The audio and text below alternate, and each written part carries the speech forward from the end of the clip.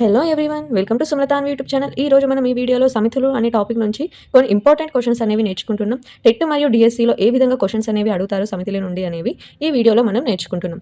Okay friends, నా videos కనుక మీకు నచ్చినట్లయితే లైక్ చేయండి, షేర్ చేయండి. ఇలాంటి మరిన్ని వీడియోస్ కోసం మన ఛానల్ని సబ్స్క్రైబ్ చేసుకోండి. Thank you. టాపిక్లోకి వెళ్ళినట్లయితే కింది వాటిలో ఏవి సమితులు, మీ సమాధానాన్ని సహేతుకంగా సమర్థించండి. అంటే క్రింద ఇచ్చిన దానిలో ఏవి సమితులు, అసలు సమితి అని అంటే ఏంటిది? కొన్ని వస్తువుల సముదాయాన్ని సమితి అంటాం. వస్తువులు కానీ, ఆల్ఫాబెట్స్ కానీ, సంఖ్యలు కానీ, మనుషుల పేర్లు కానీ ఏవైనా కానీ ఏమవుతాయి, కొన్ని వస్తువుల సముదాయాన్ని ఒక సెట్స్లో ఉంచినట్లయితే ఏర్పడేదాన్ని మనం సమితి అంటాం. ఫస్ట్ వచ్చేసి ప్రపంచంలో గల 11 మంది బాగా క్రికెట్ ఆడేటటువంటి బ్యాట్స్మెన్ల టీం అనేది సమితి అవుతుందా కాదా అనేది తెలియజేయాలి. ఇది సమితి అనేది కాదు. ఎందుకనగా బాగా క్రికెట్ ఆడే టీం ఆటగాళ్లను ఖచ్చితంగా మనం గుర్తించలేము. కాబట్టి ఈ ప్రపంచంలో గల 11 మంది బాగా క్రికెట్ ఆడేటువంటి బ్యాట్స్మెన్ల టీం అనేది సమితి కాదు. సమితి అంటే ఏంటిది? ఎవరు చెప్పినా కానీ ఒకే విధంగా తెలియజేసేటట్టు ఉంటే అలాంటి వాటిని మనం సమితి అంటాం. 11 మంది బ్యాట్స్మెన్స్ అంటే ఎవరికి నచ్చిన 11 మంది పేర్లు వాళ్ళు చెప్తారు. కాబట్టి విభిన్న సముదాయం అనేది ఏర్పడుతుంది. కాబట్టి అది సమితి కాదు. జే అక్షరంతో ప్రారంభమయ్యే ఒక సంవత్సరంలో గల అన్ని నెలల సమూహాలు. జే అక్షరంతో ప్రారంభమయ్యే నెలలు ఏంటివి? జనవరి, జూన్, జూలై. ఇవన్నీ ఏంటివి? జే అనే అక్షరంతో ప్రారంభమయ్యే సంవత్సరాలు. ఎవరిని అడిగినా కానీ ఈ మూడే చెప్తారు. ఒక సంవత్సరంలో గల జే అనే అక్షరంతో ప్రారంభమయ్యేటి ఏ వ్యక్తిని అడిగినా కానీ జనవరి, జూన్, జూలై అని చెప్తారు. కాబట్టి ఇది ఒక సమితి. ఎప్పుడు సమితి కాదు. ఒక వ్యక్తిని అడిగినప్పుడు ఆ క్వశ్చన్ అనేది అందరూ వేరు వేరు అభిప్రాయాలను తెలియజేసినప్పుడు అలాంటి వాటిని సమితి కాదు. ఏదైతే క్వశ్చన్ అడిగినప్పుడు అందరూ కూడా ఒకే ఆన్సర్ అనేది చేస్తారో అలాంటి వాటిని మనం సమితి అని అంటాము. నెక్స్ట్, క్రింది సమితులను రోస్టర్ రూపంలో రాయండి. ఇక్కడ మనకి ఇచ్చినవి ఏమున్నాయంటే సమితి నిర్మాణ రూపంలో ఉన్నాయి. వీటిని మనం రోస్టర్ రూపంలోకి మార్చాలి. ఈ ఈక్వల్ టు BETTER అనే పదంలోని మొత్తం అక్షరాలు. దీనిని సమితి నిర్మాణ రూపంలోకి ఏ విధంగా మార్చాలి అంటే, మనకు ఆల్ఫాబెట్స్ అనేవి ఉన్నప్పుడు మనం ఏం రాసుకోవాలి? రిపీట్ అయ్యే ఆల్ఫాబెట్ 1 టైం రాసుకోవాలి. అలాగే అన్నిటికీ కామాస్ పెట్టుకుంటూ మనం రాసుకుంటూ వెళ్ళాలి. B, E, T already repeat అయింది కాబట్టి మళ్ళీ 1 టైమే రాసుకోవాలి. ఈ అనేది ఆల్రెడీ రిపీట్ అయింది కాబట్టి 1 టైం. Next R. BETTER యొక్క రోస్టర్ రూపం ఏమైంది? BETR అనేది అవుతుంది. నెక్స్ట్ చూడండి friends, B equal to X such that X అనేది 6 కంటే తక్కువైన సహజ సంఖ్య. సహజ సంఖ్యలు అనేవి ఎక్కడి నుంచి స్టార్ట్ అవుతాయి? 1 నుంచి స్టార్ట్ అవుతాయి. సహజ సంఖ్యలు అనేవి 1 నుంచి స్టార్ట్ అవుతాయి. సో ఆన్ ఇన్ఫినిటీ వరకు ఉంటాయి. ఈ సహజ సంఖ్య X అనేది ఏంటిది? ఒక సహజ సంఖ్య.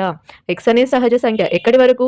6 కంటే తక్కువైన సహజ సంఖ్య. 1, 2, 3, 4, 5. కాబట్టి ఈ B అనే సమితిలో 1, 2, 3, 4, 5 అనే మూలకాలు అనేవి ఉంటాయి. ఎందుకు? X అనేది ఏంటిది? 6 కంటే తక్కువైన సహజ సంఖ్యలు. కాబట్టి చూడండి, 6 కంటే తక్కువైన సహజ సంఖ్యలు 1, 2, 3, 4, 5. B ఈక్వల్ టు ఏమొస్తుంది మనకి? 1, 2, 3, 4, 5. నెక్స్ట్,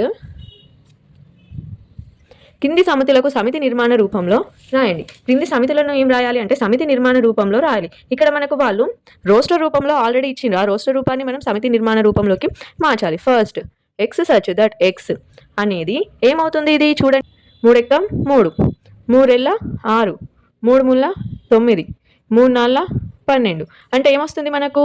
3 ఎక్కం అనేది వస్తుంది. అంటే X సచ్ దట్ X అనేది 3 యొక్క గుణిజం. గుణిజాలే అంటారు కదా ఫ్రెండ్స్ ఎక్కాన్ని. మరియు X వాల్యూ ఎక్కడి వరకు ఉంది మనకి? 12 వరకే ఉంది. కాబట్టి X లెస్ దాన్ 13.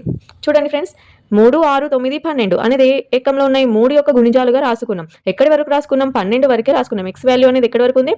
12 వరకు ఉంది. కాబట్టి X అనేది ఒక 3 యొక్క గుణిజం మరియు X అనే వాల్యూ 13 కంటే చిన్నది కదా, 12. X లెస్ దాన్ 13 అని రాసుకోవాలి. Next 1, 4, 9, 16 so on 100. దీనిని మనం, ఇది సమితి నిర్మాణ రూపంలో ఉంది. దీనిని మనం రోస్టర్ రూపంలోకి మార్చాలి. ఇక్కడ first X such that X అనేది ఏమవుతుంది చూడండి, 1 square 1, 2 square 4, 3 square 9, 4 square 16 so on 10 square 100. అంటే ఏంటిది? మనం ఈ సహజ సంఖ్యలు ఇవన్నిటిని కూడా ఏం చేస్తున్నాం? వర్గం చేస్తున్నాం. X సచ్ దట్ X అనేది ఒక వర్గ సంఖ్య.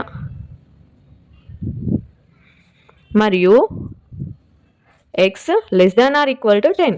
ఎక్కడి వరకు తీసుకుంటున్నాం మనం? X వాల్యూ అనేది 10 వరకు తీసుకుంటున్నాం. కాబట్టి X వాల్యూ ఎక్కడి వరకు తీసుకుంటున్నాం? 10 వరకు తీసుకుంటున్నాం. కాబట్టి ఏం రాసుకున్నాం? X less than or equal to 10. అవుతే 10 కావాలి, ఈక్వల్ కావాలి. 10కి ఈక్వల్ కావాలి, లేకపోతే 10 కన్నా తక్కువ కావాలి. X సచ్ దట్ X అనేది ఏంటిది? ఒక వర్గ సంఖ్య. 1 స్క్వేర్ ఎంత? 1, 2 square 4, 3 square 9, 4 square 16, so on 10 square equal to 100. కాబట్టి ఎక్స్ సచ్ దట్ ఎక్స్ అనేది ఒక వర్గ సంఖ్య మరియు X less than or equal to 10. చూడండి ఫ్రెండ్స్, ఈ టైప్ ఆఫ్ క్వశ్చన్స్ అనేవి మనకు టెట్ మరియు డిఎస్సిలో చాలా కన్ఫ్యూజ్ చేస్తాయి ఫ్రెండ్స్. క్రింది సమితిలో శూన్య సమితి ఏది? కింద 4 ఆప్షన్స్ ఇచ్చారు. మళ్ళీ లాస్ట్ చూడండి ఏ ఆర్ బి, ఏ కరెక్టా బి కరెక్టా అనేది మనం చూస్ చేసుకోవాలి. శూన్య సమితి అంటే ఏంటిది? ఆ సమితిలో ఎలాంటి మూలకాలు అనేవి ఉండవు. అలాంటి సమితిని మనం శూన్య సమితి అని అంటాం. ఫస్ట్ ఏ వచ్చేసి ఒక బిందువు గుండా వెళ్ళే సరళ రేఖా సమితి. ఒక బిందువు ఉంది అనుకుందాం. ఆ బిందువు గుండా మనం ఎన్ని సరళ రేఖలైనా రాసుకోవచ్చు కదా. కాబట్టి ఒక బిందువు గుండా వెళ్ళే సరళ రేఖ సమితి అనే శూన్య సమితి అవుతుందా? అవ్వదు. కాబట్టి ఆప్షన్ ఏ అనేది రాంగ్. మనల్ని ఇక్కడ శూన్య సమితికి అనుకోమన్నారు. ఒక బిందువు గుండా మనం అనంతం అన్లిమిటెడ్ సరళ రేఖ సమితి అనేది ఏర్పడవచ్చు. సరి ప్రధాన సంఖ్యల సమితి. సరి ప్రధాన సంఖ్యల సమితి అనేది ఏమవుతుంది? శూన్య సమితి కాదు. సరి ప్రధాన సంఖ్య 2 అనేది ఏంటిది? ఒక సరి సంఖ్య, అలాగే ప్రధాన సంఖ్య. మరి ఈ సమితిలో 2 అనే మూలకం ఉంది కాబట్టి బి అనేది కూడా రాంగ్. నెక్స్ట్ వచ్చేసి 2చే భాగించబడే బేసి సహజ సంఖ్యల సమితి. అసలు బేసి సంఖ్యలు అనేవి 2చే భాగించబడవు. 2చే భాగించబడే సంఖ్యలను మనం సరి సంఖ్యలు అంటారు. కానీ ఇక్కడ ఏమి ఇచ్చిండ్రు? 2చే భాగించబడే బేసి సహజ సంఖ్యల సమితి అన్నారు కాబట్టి ఇందులో ఎలాంటి మూలకం ఉండదు. కాబట్టి ఏంటిది? శూన్య సమితికి example option C is the correct. A or B, ఏనా లేకపోతే బి అని అడిగిండు. కానీ ఇవి 2 కూడా రాంగ్. ఇవి 2 కూడా శూన్య సమితులు కావు. ఇందులో మూలకాలు ఎలిమెంట్స్ అనేవి ఉంటున్నాయి కాబట్టి ఇవి 2 శూన్య సమితులు కాదు. శూన్య సమితి ఏది? 2చే భాగించబడే బేసి సహజ సంఖ్యల సమితి అనేది శూన్య సమితి అవుతుంది. నెక్స్ట్ వాటిలో పరిమిత సమితి అయినది. పరిమిత సమితి అంటే ఏంటిది? ఆ సమితిలో గల మూలకాలను మనం లెక్కించగలగాలి. అలాంటి సమితులను మనం అపరిమిత సమితి అంటే అందులో మూలకాలను మనం లెక్కించలేము. అలాంటి సమితులను అపరిమిత సమితులు అంటాం. ఎందులో ఏ సమితిలో మూలకాలు అయితే మనం లెక్కించగలుగుతామో ఆ సమితిని మనం పరిమిత సమితి అంటాం. ఇక్కడ ఏమి ఇచ్చిన క్వశ్చన్లో పరిమిత సమితి అయినది చూడాలి. అలాగే ఆప్షన్స్ చూసుకున్నట్లయితే A and C, A and B, B and C, 4th వచ్చేసి సి. అంటే ఈ 3 కూడా మనం చేయగలగాలి. అప్పుడే మనం ఇలా ఉన్న ఆప్షన్స్లో ఏదో ఒకటి చూస్ చేసుకోగలం. 5 యొక్క గుణిజాలు. 5 యొక్క గుణిజాలు అనేవి ఏమవుతాయి? 5, 5 × 10, 5 × 15, 5 × 4 20, 5 × 5 25, సో ఆన్ ఇన్ఫినిటీ వరకు ఉంటాయి కదా 5 యొక్క గుణిజాలు. అంటే మరి ఈ 5 యొక్క గుణిజాల సమితి అనేది పరిమిత సమితి అవుతుందా? అవ్వట్లేదు. ఎందుకు? ఇందులోని మూలకాలను మనం లెక్కించలేము. కాబట్టి 5 యొక్క గుణిజాలు అనేవి పరిమిత సమితి కాదు. నెక్స్ట్ బి వచ్చేసి 1, 2, 3, సో ఆన్ 99, 100. ఇందులో 1 నుంచి 100 వరకు మూలకాలు అనేవి ఉన్నాయి. ఇందులో మూలకాలను మనం లెక్కించగలుగుతాం కాబట్టి ఈ బి అనేది పరిమిత సమితి అవుతుంది. నెక్స్ట్ 99 కంటే తక్కువ కాగల ప్రధాన సంఖ్యల సమితి. అంటే 99 తర్వాత 98 వరకు గల ప్రధాన సంఖ్యలను మనం రాయగలుగుతాం కదా. ఇక్కడ ఇచ్చిండ్రు ఆల్రెడీ 99 వరకే అన్నారు. కాబట్టి ప్రధాన సంఖ్యలు మనం 99 లోపు ఉన్న ప్రధాన సంఖ్యలను రాయగలుగుతాం. అలాగే వాటిని లెక్కించగలుగుతాం. కాబట్టి 99 కంటే తక్కువ కాగల ప్రధాన సంఖ్యల సమితి అనేది పరిమిత సమితి అవుతుంది. B and C is the correct answer. కాబట్టి option 3 is correct. Next 6th one. క్రింది వాటిలో సమసమితులు ఏవి? సమసమితులు అంటే ఏంటిది? 2 సమితులలో కూడా ఒకే రకమైన మూలకాలు ఉంటే అలాంటి సమితులను మనం సమసమితులు అంటాం. సమసమితులు అంటే ఆ మూలకాలలో స్థానాలు అనేవి అటు ఇటు చేంజ్ అయినప్పటికీ కానీ అందులో ఒకే రకమైన మూలకాలు ఉండాలి. అలాంటి వాటిని మనం సమసమితులు అంటాం.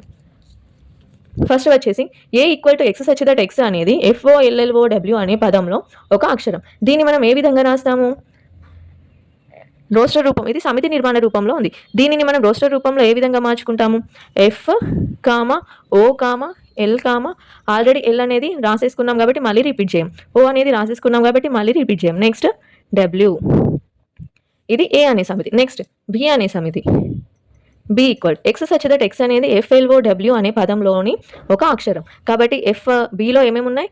F, L, O, W. Next C X such that X అనేది WOLF అనే పదంలో ఒక అక్షరం. కాబట్టి సి ఈక్వల్ టు ఏమొస్తుంది మనకు? W, O, L, F. ఇప్పుడు చూసుకున్నట్లయితే ABCలలో అన్నిట్లో FF అనే మూలకం కామన్ ఉంది, OO అనే మూలకం కామన్ ఉంది, LL అనే మూలకం అన్నిట్లో ఉంది, WW అనే మూలకం ఈ మూడిట్లో కూడా అంటే FOLW అనేవి ఈ ABC అనే సమితిలలో అన్నిట్లో కూడా రిపీట్ అవుతున్నాయి. కాబట్టి ఈ ABC సమితిలో అనేవి ఏమవుతాయి? సమసమితులు అవుతాయి. చూడండి, ఇందులో అన్నిట్లో ఒకే రకమైన మూలకాలు ఉన్నాయి కాబట్టి వాటి స్థానాలలో మార్పు వచ్చినప్పటికీ అందులో ఉన్న మూలకాలు అనేవి ఒకే విధంగా ఉండాలి. అలాంటి వాటిని మనం సమసమితులు అంటాం. కాబట్టి ABC అనేవి సమసమితులు. నెక్స్ట్ క్రింద ఇచ్చిన సమితులలో A ఈక్వల్ టు B అయ్యే సమితులను గుర్తించండి. అంటే A ఈక్వల్ టు B, Aలోని మూలకాలు Bలోని మూలకాలు 2 సమానంగా ఉండాలి. అలాంటి సమితులను గుర్తించమన్నారు. A equal to ABCD, B equal to DCAB.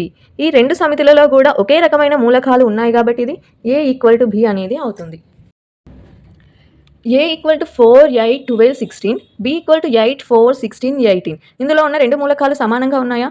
4, 4, 8, 8, 12. ఇందులో 12 అనేది లేదు, 12 అనేది లేదు. కాబట్టి ఈ రెండు సమితులు కూడా A not equal to B అనేది అవుతాయి.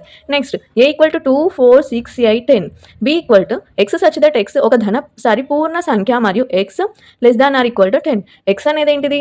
ఒక ధన అంటే పాజిటివ్ నెంబర్, అంటే ప్లస్ సైన్ గల నెంబర్. అలాగే అది ధన సంఖ్య, అలాగే పూర్ణ సంఖ్య. ఎక్స్ అనే వాల్యూ 10 వరకు ఉండాలి, లేకపోతే 10కి equal. X less than or equal 10 అన్నారు కాబట్టి 10కి ఈక్వల్గా ఉండాలి. సరిపూర్ణ సంఖ్యలు ఏంటివి? 2, 4, 6, 8, 10. ఇక్కడ మనకు ఎక్స్ అనేది ఎక్కడి వరకు అన్నారు? ఓన్లీ 10 వరకు అన్నారు కాబట్టి బి ఈక్వల్ టు ఏమొచ్చింది మనకు? 2, 4, 6, 8, 10. 2, 4, 6, 8, 10. ఏలోని మూలకాలు బిలోని మూలకాలు రెండు కూడా ఈక్వల్గా ఉన్నాయి కాబట్టి మనకి ఏమొస్తుంది? ఏ ఈక్వల్ టు బి అనేది అవుతుంది. Next A equal to X such that X 10 యొక్క గుణిజం. ఎక్స్ సచ్ దట్ ఎక్స్ అనేది ఏంటిది? 10 యొక్క గుణిజం. 10 యొక్క గుణిజాలు ఏం వస్తాయి మనకు? ఏ ఈక్వల్ టు 10 ఎక్కం 10, 10 రెళ్ళు 20, 10 మూల 30, 10 4 40, 10 5 50. సో ఆన్ ఈ విధంగా వస్తాయి. ఏ అనే సమితి యొక్క మూలకాలు 10, 20, 30, 40, 50 సో ఆన్గా ఉంటాయి. బిలోని మూలకాలు 10, 15, 20, 25, 30. అంటే ఏలో ఉన్న ప్రతి మూలకం బిలో లేదు కాబట్టి ఈ రెండు కూడా నాట్ ఈక్వల్ అవుతాయి. ఏ నాట్ ఈక్వల్ టు బి అవుతాయి. మనల్ని క్వశ్చన్లో ఏమడిగినారు? క్రింద ఇచ్చిన సమితులలో ఏ ఈక్వల్ టు బి అయ్యే సమితులను గుర్తించమన్నారు. ఏ ఈక్వల్ టు బి ఏముంది? First one and third one. అంటే 1 and 3 is the correct answer. 1 and 3 is the correct answer. Option C is the correct. క్రింది వాక్యాలలో అసత్య వాక్యాలను గుర్తించండి. అసత్యం, సత్యం కాదు అసత్యం. మెయిన్గా క్వశ్చన్ అనేది మంచిగా చదవాలి ఫ్రెండ్స్. అసత్య వాక్యాలను గుర్తించాలి. ఫస్ట్ 5 ఈ విధంగా ఈ లెక్క ఉంటే మనం బిలాంగ్స్ టు అంటే చెందుతుంది. ఇది ఇట్లా ఈకి మధ్యలో గీత ఉంటే ఏంటిది? చెందదు. అంటే 5 నాట్ బిలాంగ్స్ టు ప్రధాన సంఖ్యల సమితి. ప్రధాన సంఖ్యలు అనేవి ఏంటివి? 2, 5, 2, 3, 5, 7, 11, 13 సో ఆన్. ఇవన్నీ కూడా ఏంటివి మనకు? ప్రధాన సంఖ్యలు. కానీ 5 అనేది ప్రధాన సంఖ్యల సమితికి చెందుతుంది. కానీ ఇక్కడ ఏమి ఇచ్చిండ్రు? 5 నాట్ బిలాంగ్స్ టు ప్రధాన సంఖ్య అన్నారు కాబట్టి ఈ స్టేట్మెంట్ అనేది అసత్యం.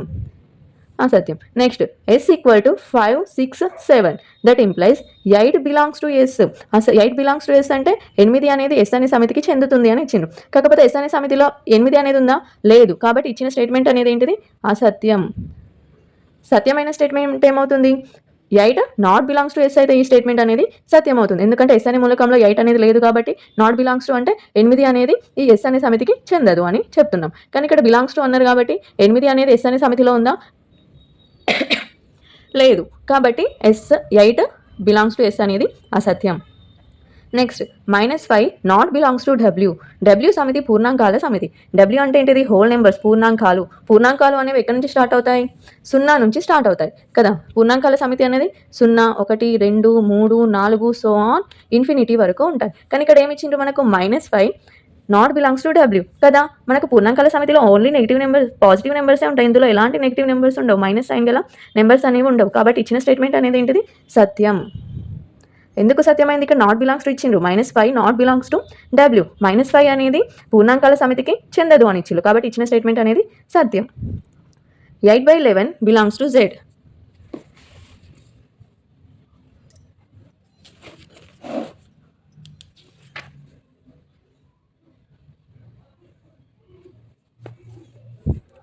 8/11 బిలాంగ్స్ టు జెడ్. జెడ్ అనేది పూర్ణ సంఖ్యల సమితి. పూర్ణ సంఖ్యల సమితి అంటే ఏంటిది? అందులో నెగిటివ్ సైన్స్ ఉంటాయి, 0 ఉంటాయి, అలాగే పాజిటివ్ సైన్స్ ఉంటాయి. కానీ ఇక్కడ మనకి ఏముంది? p/q రూపంలో ఉంది.